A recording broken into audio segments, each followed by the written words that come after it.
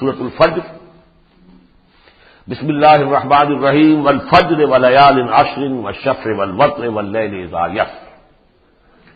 یہ قسمیں جو ہے پہلے جیسا کہ اس کیا مشکلات القرآن میں سے ہیں اور اس طرح کے دورے میں اس میں بحث نہیں ہو سکتی، لیکن یہ کہ فجر عام خیال یہ کہ اس سے مراد ہے 10 ذی الحج کی جو فجر ہوتی ہے جس کے بعد کے نحر ہوتا ہے، قربانی ہوتی ہے، وہ گویا کہ کلائمیکس ہے پھر حج کے افعال کا. ولیال عشر، اور اس سے پہلے کی 10 راتیں.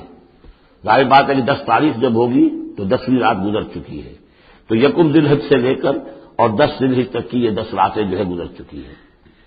والشفع والوتر، اور ایک 10 راتیں وہ ہے کہ جو عشرہ رمضان مبارک میں ہے، اس میں شفع اور وتر کا فرق ہے، جفت اور طاق کا. طاق میں پھر لیلۃ القدر ہے. ویسے یہ کہ یہ طاق رات کون سی ہوتی ہے، اب اس کے بارے میں کافی کچھ ایک مسائل پیدا ہو چکے ہیں. کہ اب ہماری جو ہے آج کی 25 تاریخ ہے اور سعودی عرب میں 26 ہے، کل ہمارے یہاں 26 ہوگی، وہاں 27 ہوگی، اور یہاں ہمارے پاکستان میں بھی شمالی علاقوں میں پٹھانوں کے علاقے میں بہت سے علاقے ہیں جس میں کہ آج جو ہے وہ 26ویں ہے اور کل 27ویں ہوگی. یہ بھی ایک مسئلہ ہے اس وقت، لیکن اس وقت اس پر گفتگو کا موقع نہیں. بہرحال یہاں تک والشفع والوتر یہی خیال ہے کہ اس سے مراد ہے کہ یہ جو راتیں ہیں جو جفت اور طاق ہیں ماہ رمضان مبارک کے آخری عشرے کی. واللیل اذا یسر، اور رات اس گواہ ہے رات جبکہ وہ چلے. هل فی ذلک قسم لذی حجر، اس میں ہے کوئی دلائل ہے، قسم ہے ان لوگوں کے لیے کہ جو عقل مند ہیں، ان میں جو نشانیاں ہیں ان چیزوں کے اندر جن کو گواہی کے اندر پیش کیا گیا ہے. اب آ رہا ہے مضمون، الم تر کیف فعل ربک بعاد، تم نے دیکھا نہیں کیا کیا تھا آپ کے رب نے عاد کے ساتھ، قوم عاد کے ساتھ کیسے ہلاک کیا تھا. ارم ذات العماد، وہ ارم جو ستونوں والا تھا. خیال یہ ہے کہ ارم جو ہے یہ قوم عاد کا شاہی خاندان تھا، جیسے فراعنہ مصر کے، نماردہ عراق کے، تبع یہ تھے یمن کے، اور ارم جو ہے یہ قوم عاد کا جو خاندان تھا بادشاہی، ان کا لقب تھا. ذات العماد، اونچے اونچے ستونوں والا. اور اب جو اس شہر کی شداد جو ان میں ایک بہت بڑا بادشاہ گزرا ہے، اس کے آثار، اس کے کھنڈر موجود دیکھ لیے گئے ہیں کہ اس صحرا کے نیچے دبے ہوئے ہیں، اور 30 اس کے اوپر بڑے بڑے مینار بنے ہوئے ہیں اس شہر کی فصیل کے اوپر. تو ذات العماد جو بڑے ستونوں والا تھا. التی لم یخلق مثلھا فی البلاد، جیسے کہ اس سے پہلے کبھی دنیا میں نہیں بنائے گئے تھے. معلوم ہوتا ہے کہ ویسی تعمیر جو اس عاد کے بادشاہ شداد نے کی تھی شاید دنیا میں پہلی مرتبہ اتنا، اسی لیے شداد کی جنت مشہور ہے. اس نے وہ جنت بنا لی تھی اپنی، اس قدر وہاں پر ساز و سامان تھا. وثمود الذین جابوا الصخر بالواد، اور تم نے دیکھا کہ ثمود کے ساتھ کیا کیا تمہارے رب نے، جنہوں نے چٹانوں کو، وادی میں چٹانوں کو تراش تراش کر محل بنا لیے. وہ تو اب بھی موجود ہیں، بڑے بڑے ہال، پھر بغلی کمرے، بڑے عمدہ ان کے جو مکان بنے ہوئے. وفرعون ذی الاوتاد، اور کیا کیا آپ کے رب نے فرعون کے ساتھ کہ جو بیخوں والا تھا، اس کے جو کہ بڑے بڑے لشکر چلتے تھے، تو بہت سے خچر تو ایسے ہوتے تھے جن کے اوپر صرف جو خیموں کو کھڑے کرنے کے لیے بیخیں ہوتی تھی وہی اٹھا کے چل رہے ہیں. کچھ اور بھی اس کے بارے میں آ رہا ہے، واللہ عالم. الذین طغوا فی البلاد، اصل بات یہ ہے کہ ان تمام قوموں نے سرکشی اختیار کی ملکوں میں. فاکثروا فیہا الفساد، ظاہر بات ہے جب اللہ کے خلاف سرکشی ہوگی تو خلق کے لیے فساد ہو جائے گا. اکثروا فیہا الفساد، اس میں بڑا فساد پیدا کر دیا. آج جو فساد ہے ہیوز اور ہیو ڈاگس کا، نارتھ ورسز ساؤتھ، ایک فساد ہے دنیا میں، ہے چل رہا ہے. جس طریقے سے کہ پیسہ کھینچ رہی ہیں یہ قومیں، G7 اور G9، اگرچہ ان کے لیے بھی پرابلمس پیدا ہو رہے ہیں، اور بھی دور فلک ہیں ابھی آنے والے، ناز اتنا نہ کرے ہم کو ستانے والے، ان کی بھی اپنی اندر سے رگیں کٹ رہی ہیں. لیکن بہرحال ایک زمانے میں انہوں نے فساد مچایا. ظہر الفساد فی البر والبحر بما کسبت ایدی الناس فصب علیہم ربک صوت عذاب، تو پھینکا اور دے مارا ان کے اوپر ان کے رب نے عذاب کا کوڑا. عذاب کا کوڑا تھا جس سے آل فرعون بھی ختم ہوئے اور وہ عاد بھی تباہ و برباد کر دیے گئے، قوم سمود نسیہ منسیہ کر دیے گئے. ان ربک لبالمرصاد، جان لو کہ تمہارا رب طاق میں بیٹھا ہوا ہے، گھات میں ہے. جو کوئی ایسی سرکشی کرے گا اس کا پھر یہی حشر کرے گا. یہ اب جو مضمون آ رہا ہے قرآن مجید میں بہت ہی اہم مضمون ہے. فَأَمَّا الْإِنسَانُ إِذَا مَا ابْتَلَاهُ رَبُّهُ فَأَكْرَمَهُ وَنَعَّمَهُ فَيَقُولُ رَبِّي أَكْرَمَنِ۔ انسان کا معاملہ یہ ہے کہ جب اس کا رب اسے آزماتا ہے، اسے عزت دیتا ہے، نعمتیں دیتا ہے، تو وہ کہتا ہے میرے رب نے مجھے عزت دی۔ وَأَمَّا إِذَا مَا ابْتَلَاهُ فَقَدَرَ عَلَيْهِ رِزْقَهُ، جب اسے آزماتا ہے اور اس کا رزق جو ہے اس پر تنگ کر دیتا ہے، راشننگ کر دیتا ہے، تھوڑا تھوڑا دیتا ہے، فَيَقُولُ رَبِّي أَهَانَنِ، تو وہ کہتا ہے میرے رب نے مجھے ذلیل کر دیا۔ کلا، ایسا نہیں ہے۔ آپ کو کیا خرابی نظر آئی اس میں؟ کوئی شرک نہیں ہے۔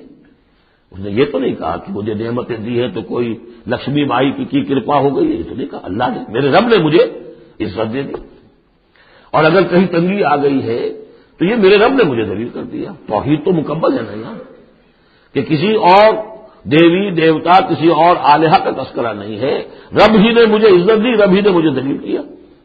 تو عز من تشاء و تذل من تشاء، اے اللہ تو ہی ہے جس کو چاہتا عزت دیتا ہے، جس کو چاہتا ذلیل کر دیتا ہے۔ تو کیا خرابی کیا ہے اس میں؟ اس میں خرابی یہ ہے کہ اس دنیا میں جو کچھ تمہیں ملتا ہے تم اسے عزت مت سمجھو، یہ امتحان ہے، اور اگر کبھی تنگی آتی ہے اسے ذلت نہ سمجھو، یہ بھی امتحان ہے۔ یہ برابر ہے، یہ تم نے اسے عزت سمجھا دھوکہ کھا گئے، اس کو ذلت سمجھا دھوکہ کھا گئے۔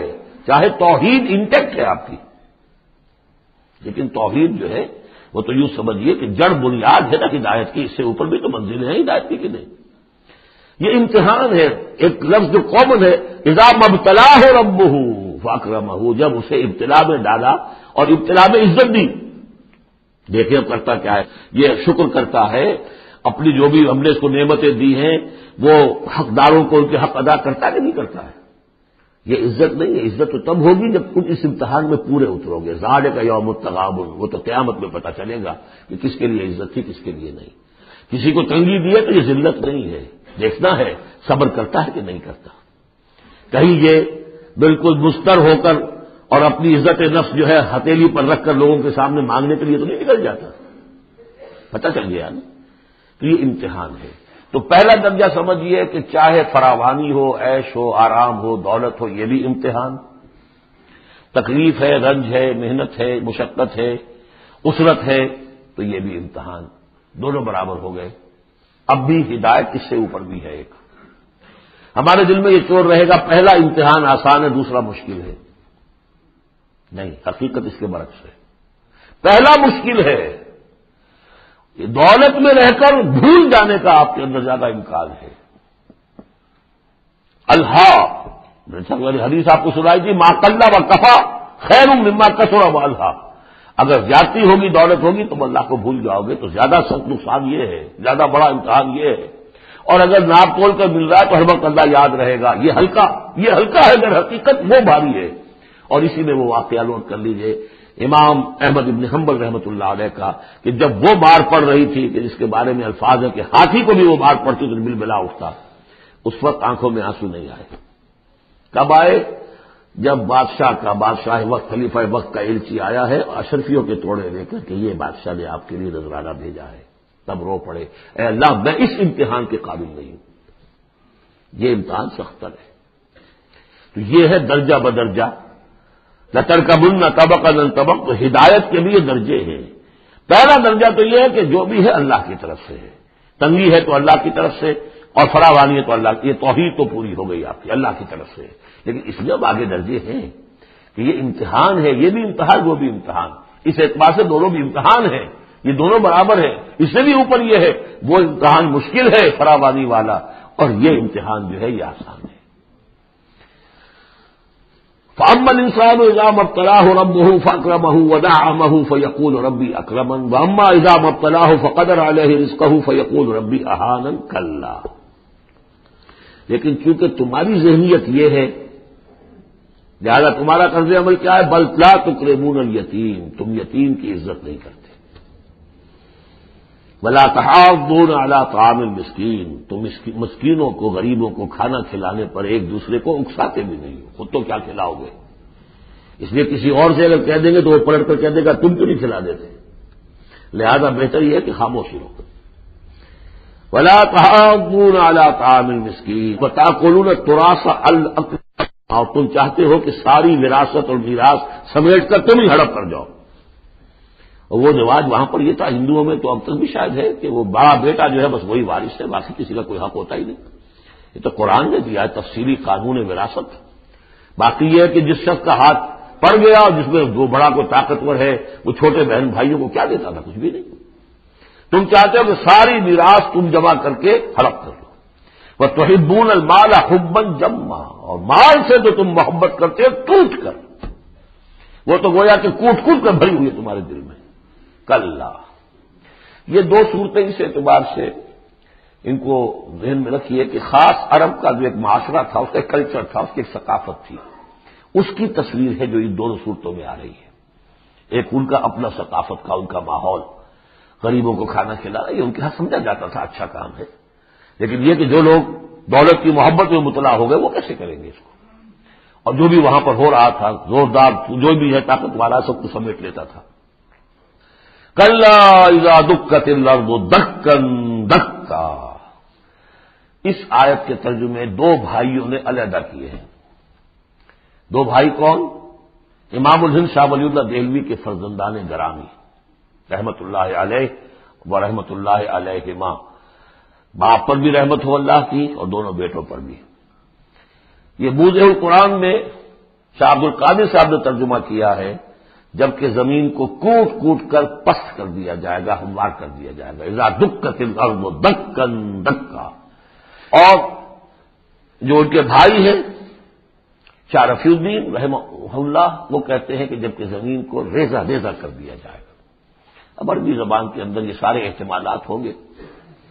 میں پہلے ترجمے کو ترجیح دیتا ہوں کہ زمین کو کوٹ کوٹ کر چپٹا کر دیا جائے گا، پھیلا دیا جائے گا. وَجَاءَ رَبُّكَ وَالْمَلَكُ صَفًّا صَفًّا. سورہ حاقہ میں آپ نے پڑھا تھا کہ فوفروز فَيَوْمَئِذٍ فَإِذَا انشَقَّتِ السَّمَاءُ فَكَانَتْ وَرْدَةً كَالدِّهَانِ. یہ تو ہم نے پڑھا سورہ رحمان میں. اور پھر یہ کہ وہاں پڑا بھربھرا سا ہو جائے گا. والملک علی ارجائها، اس کے کناروں کے اوپر جو ہے وہ فرشتے ہوں گے. وَيَحْمِلُ عَرْشَ رَبِّكَ يَوْمَئِذٍ، یہ عرش ربِّكَ فَوْقَهُمْ يَوْمَئِذٍ ثَمَانِيَةٌ، اور 8 فرشتے اس روز اللہ کے عرش کو لے کر اتریں گے. جاء ربک والملک صفا صفا. اس سے اندازہ ہوتا ہے کہ قصہ زمین برسر زمین ہی طے ہوگا. جو ہم نے کمایا، جو گنوایا، یہی کمایا یہی گنوایا. کوئی نیکی کمائی تو یہاں اور کوئی بدی کمائی تو یہاں. یہ سارا قصہ زمین زمین ہی پر ہوگا. زمین کو پھیلایا جائے گا، مدت کھینچا جائے گا، چپٹا کر دیا جائے گا، کوٹ کوٹ کر پہاڑ چلا دیے جائیں گے، وہ روئی کے گالے بن جائیں گے. نہ اس میں کہیں کوئی موڑ ہوگا، نہ اونچائی ہوگی، نہ ڈھلوان ہوگی. سورہ طٰہٰ میں ایک بار سے تو یہ ساری چیزیں کر کے پھر یہیں پر اللہ تعالیٰ کا نزول اجلال ہوگا، اس کی کوئی تجلی ہوگی جس کو لے کر کے خاص طور پر 8 فرشتے جو ہیں وہ نازل ہوں گے. وَجَاءَ رَبُّكَ وَالْمَلَكُ صَفًّا، فرشتے ہوں گے صفے باندھے ہوئے. وَجِيءَ يَوْمَئِذٍ بِجَهَنَّمَ، اور لے آئی جائے گی اس دن جہنم بھی. اور جیسا کہ میں نے عرض کیا غالباً وہ اسی زمین میں سے نکل آئے گی. یہی جو اندر موجود ہے، جو لاوا نکلتا ہے کبھی، ان تمام جو بھی یہ آتش فشاں پہاڑ ہوتے کہاں سے نکلتا ہے؟ یہ اندر ہے زمین کے. اگر اس کو کوٹ دیا جائے، اس کو کھینچا جائے تو وہی چیز ظاہر ہو جائے گی، سامنے آ جائے گی.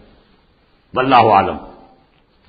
یومئذ یتذکر الانسان وانى له الذکریٰ، اس دن انسان کو سبق یاد آئے گا، یاد کرے گا، چیتے گا وہ انسان. یہ شاہ صاحب کا لفظ تھا، چیتے گا انسان.